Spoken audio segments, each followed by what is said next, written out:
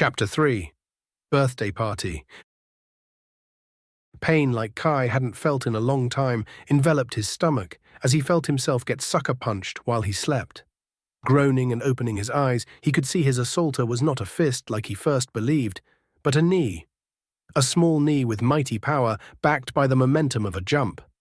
"Happy birthday, Kai," yelled a high-pitched voice, as if to make a point that if the knee of punishment hadn't woken him up, her voice would.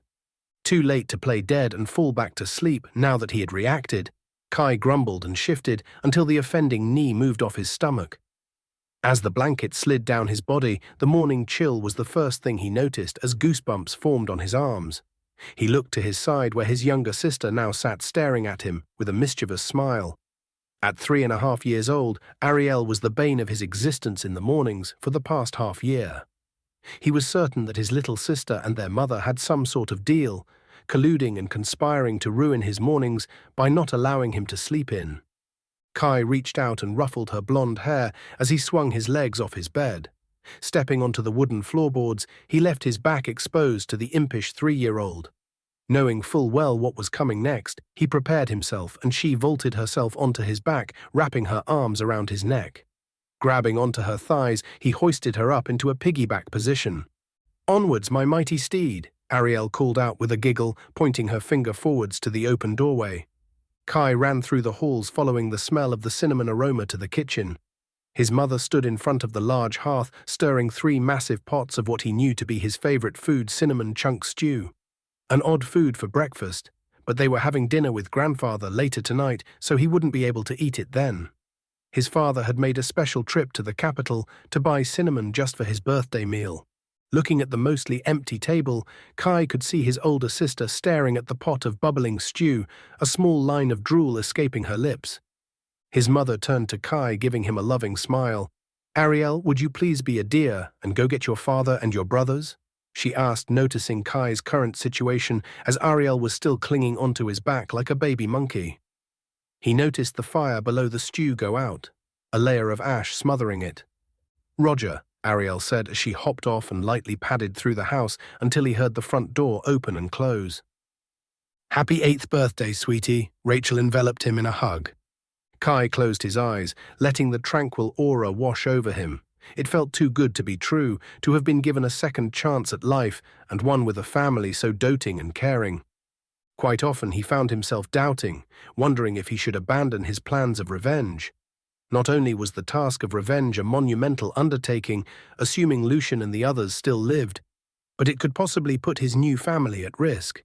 Even 8 years later, the desire for revenge was like a wound in his heart that wouldn't heal. Taking a step back, the hug ended.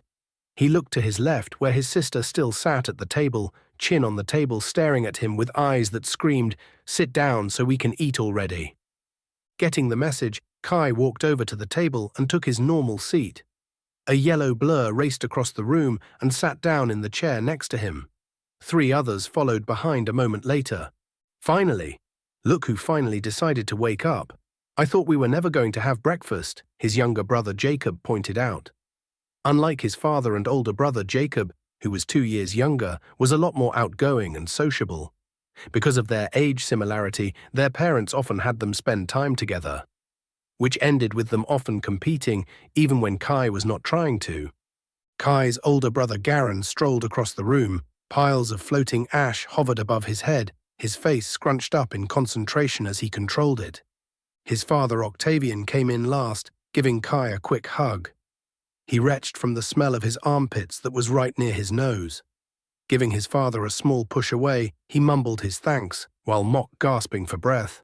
No one laughed because they had all been in Kai's shoes once or twice. "Garen, please put your magic away at the table," Rachel asked. The magic itself evaporated into thin air as if it hadn't existed. With everyone seated with food in front of them, breakfast commenced. Kai looked at his father and brother. One had very little sweat, while the other looked worn and ragged. Garen kept his head down as he piled food into his mouth. Their morning workout must have made him famished. As usual, he didn't look or say anything to Kai, not even a happy birthday. His attempts at forging a brotherly connection had never come to fruition. The older Kai got, the more distant Garen became. He seemed to get along with their other three siblings, however. Noticing his despondent face, Octavian grabbed a large ladleful of cinnamon chunk stew, plopping more down into Garen's bowl. "Why so sad? Girl problems?" Octavian said with a knowing smirk. Kai choked a little, his face immediately turned red. "Where did you hear about that?" he hissed while looking around the table to find the one who spilled the beans. His childhood friend, Shelley, who was the only other child his age in the village that he spent time with, had confessed her love to him yesterday. It had surprised him, but he had calmly and sensibly turned her down. Kai had no proof, but he suspected his mother and Shelley's parents were conspiring to set them up. Needless to say, he felt rotten because he had made an 8-year-old cry. Pointing his wooden spoon at his mother, his eyes narrowed in a glare. "First off, I'm 8. I'm way too young to be considering such nonsense as love and marriage. Second, I'm aware you are trying to trap me to keep me in the village. My answer hasn't changed. I want to go to the Magic Academy as father did, and then see the world." That was his stock answer for wanting to leave the village. The true reason was more violent. Seeing her about to make a counter-argument, Kai spoke. "Please don't make me use my birthday wish on this." Kai looked between both parents, pleading to let the situation end. His siblings remained quiet as they watched the drama unfold. Tears threatened to spill from his mother's eyes, but reluctantly she gave him a nod. Kai narrowed his eyes again. There is no way she would give up this easily. I'll have to continue to be on guard. Changing the subject, his father interrupted. "So, now that you're 8 years old, you're halfway to being an adult. As per tradition, you can have a special birthday wish on your 8th birthday. What is it you wish for?" Kai had long decided to do everything he could to gain strength and power so he would never find himself in a situation like before. He had been too weak to save his parents, but this time he would do everything possible to amass strength and magic so he could never find himself in a situation like before. He had been waiting for this moment for years. Garen had begun sword training under their father when he turned 8. Their father wouldn't allow them to train before then, claiming it was too much responsibility for a child to begin learning the sword earlier. The fact that his father was willing to teach him at all was fortunate.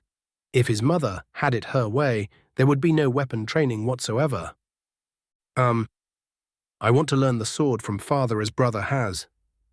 With a beaming smile, Octavian nodded his head, clearly happy to have 2 sons take after him. "I want to learn the sword too," Jacob yelled suddenly. "Me too," giggled Ariel, clearly just wanted to join in the fun of the conversation. "Jacob, Ariel, if you both want to learn the sword, you will need to wait. Not only is learning the sword a huge responsibility, but it requires a lot of effort and focus. You two are too young right now. There is also a better chance at injury and mishap the younger you are." His father countered the two as he shut down any further arguments. Jacob shot Kai a sour look. Although it was immature, Kai gave Jacob a winning smile to celebrate his victory, while knowing he was adding fuel to the fire of their sibling rivalry. Being treated as a child made him sometimes act like the child he was supposed to be. Not that he minded, having fun and enjoying life was a good change from what he used to do. It was a childhood he had missed back when things were more turbulent. "Kai, we can begin your training when I get back from bringing your brother to the academy. I know you want to start immediately, but please be patient. His first year of academy starts in 5 days. My father brought me to my first day at the academy, and I would like to do the same for you both," Octavian continued. "That's fine," replied Kai, nodding his head. It wasn't an unreasonable request. A few knocks landed on the front door. Garen, who had hardly stopped eating throughout the entire conversation, stood up and went for the door. A few moments later, Garen walked back into the kitchen with an army of foxes following behind. There had to have been at least 100. After 8 years in the village, Kai was quite sure this wasn't all the foxes in the village at present. They almost never came together, but even when they did, they moved around too much to count. The floor was completed, covered by the orange, white, and black furry creatures. His mother stood up and started to pour the remaining stew into giant bowls. "I wish they could have waited until we all finished eating," she muttered. She started to lay the bowls of stew onto the floor.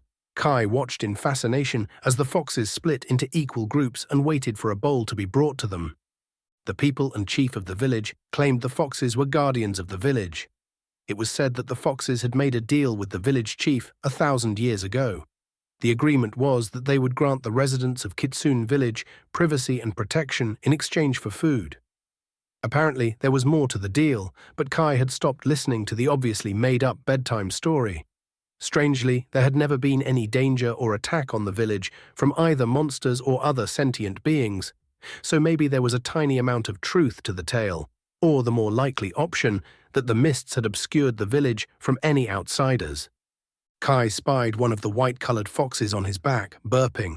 It had already finished its share of the food from the large bowls his mother put out. It couldn't be more obvious that they were spoiled, domesticated foxes, as if anyone could believe otherwise. Besides the occasional nip when someone got too rough, the foxes had never harmed or attacked anyone. Even though Kai didn't yet have his magic, he was sure that even if he had the Identify spell, these foxes would only be labeled as creatures in the First Realm, or the proper title known as the Foundation Realm. The Foundation Realm was the most versatile and diverse of all the realms of power. It ranged from domesticated animals to baby monsters and weak monsters.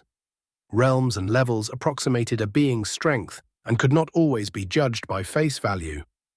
Currently, Kai wasn't even in any realm of power. He was technically in the mortal stage, better known as Realm Zero, the time before someone unlocks their magic. It was a rule imposed by the gods who'd created these worlds. A human could not access their magic until the individual was 16 years of age, while Kai had since found out it varied for other species. Meanwhile, goblins unlocked their magic at only 2 years of age. The theory in his past life was that it was the age the gods determined a human would be able to withstand the physical and mental burdens of magic. His past mother, Jeanne, had dubbed what the gods created as the magic system, a system designed for those who use it to comprehend and grow their magical path. With it, you could access the statistic and spell sheets that appeared in one's mind. To be able to create a domain millions of miles large where everyone had access to their own personalized status sheets was terrifying to think about. Kai, Ariel asks, waving a hand in front of his daydreaming face. Turning to his little sister, he could see she had a mess of food on her face. Picking up a napkin, he dabbed at her face, eliciting a giggle in response. "What magic element do you want to learn, Kai?" Lydia asked. He had missed most of the previous conversation about which magic element was the coolest. A common topic amongst the family. I'm not really sure. Maybe blood or metal. Kai had given this question thought many times. Affinity to certain magical elements was believed to be in part comprehension, bloodline, exposure, and luck. All factors added together when the individual turned of age, granting the opportunity to pick an element if you had an affinity towards it. Both are strong elements. Each can be further empowered or complemented by learning the sword as well. If you gain and pick metal, I would be very happy. But I would be happy no matter what element you pick. You will have to be careful if you do choose blood magic. Some cities regulate it, while others ban it entirely, explained his father. Too curious not to ask, Kai inquired further, "Why is there such a stigma against blood magic?" Octavian began, "Well, there are quite a few reasons. The goblin blood shamans of the Serendale Mountains are well known for ritual sacrifices to empower themselves. An empowered shaman could fight above its realm of power. This caused quite a few headaches hundreds of years ago. For humans, the practice of blood magic is generally seen as immoral in nature. There are many stories in which humans abused blood magic, but there is one story in particular that stands out. It's a bit of an infamous story since it happened shortly after the humans appeared in the Myriad of Worlds. It's one that I've heard quite a few times over the years. The human blood demon, a man heralded as a hero. He was one of the humans' strongest after their appearance in the Myriad of Worlds. But it turned out he was nothing but a villain in truth. He had used blood magic to further his goals and ambitions of becoming one of the strongest. Valiant heroes and adventurers confronted him only to be destroyed. After a hard-fought battle in which hundreds died and a city crumbled, the human blood demon was finally put down. It is not a magic that garners a lot of respect, regardless of one's position. Other races do not frown upon blood magic like humans, but we are still rather new to the Myriad of Worlds. We still have perceived morals brought from Earth that have been passed down to this day. Kai squeezed his fists under the table. He grimaced as the story was obviously referring to him. He was silent for a time as he thought about the story. I guess unlocking blood magic again is out of the question, even if I have an affinity for it this time around. I can't risk being found out or held back because of blood magic. He felt someone wrap their arms around his chest from behind.